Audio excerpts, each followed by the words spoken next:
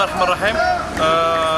بالنسبه لجيج نقفه نهارك كالاخوان تضامن كالاخوان بالنسبه لرئيس جمعيه التدريب الكبير لرئيس فرع مدينه الناظور نستنكر بشده. حملته كان عندنا نظر بالنسبه للاجرام ولا نتحمل المسؤوليه اولا لوزير الداخليه الرئيس الامن الوطني السيد عبد اللطيف الحموشي انا نديت بحجم النظر 4 ديال الدوائر قليله بزاف. 4 ديال الدوائر امنيه في منطقه ديال الناظور هذا عيب وعار بحكم ان وجده بحجم المساحه ديالها تقريبا اليوم بحال الناظور وكاينه 13 ولا 14 دائره امنيه. الناظور 4 ديال الدوائر هذا عيب كنقولوا له كفانا.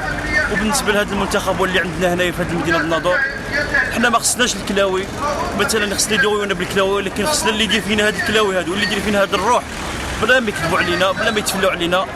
راه عيب وعار هادشي. 4 ديال الدوائر امنيه في المنطقه بحجم الناظور راه عيب هادشي والله العظيم الا عيب. وكنضم وصوتنا للاخوان اللي راهم متضامنين معنا في هذه الوقفه هذه كنشكروهم وكنشكروا موقع نافذه الريف على هذا الحوار الخاص اللي داروا فينا. كما يعلم الجميع نظمنا اليوم حلقيه مصغره جدا نريد من خلالها التعبير عن مدى دعمنا اللامشروط لرئيس المنطقه الامنيه بالناظور بعدما وصل الى علمنا كمنظمه حقوقيه وطنيه ان لا تتعدى ان برلمانيه من اقليم الناظور الذي هو حقيقه يسكن بمدينه الرباط اراد الركوب عن الحدث الذي يتعلق بمقتل سائق طاكسي من الصف الثاني على يد عصابه اجراميه ملثمه والتي تمكنت فرقه الشرطه القضائيه والعناصر الامنيه جاهده من القاء القبض عليهم وتقديم النيابه العامه المختصه محكمه السيناء. من هنا اود ان ارسل اشاره جد قويه ان ساكنه الناظور لا يعني شيئا تصريحات المدعو نور الدين بنكيره البركاني نور الدين البركاني عن حزب البرلماني عن حزب العداله والتنميه الذي حسب علمنا طلب من وزير الداخليه استفسارا على انه هناك انفلات امني جد خطير بمدينه الناظور. غنديروا واحد الحاجه حنا نجيبوا هذا البركاني نسولوه نديروا استفتاء اراء المواطنين واش كاين شي انفلات امني في الناظور. الحمد لله كاين الامن كاين استقرار كاين طمانينه.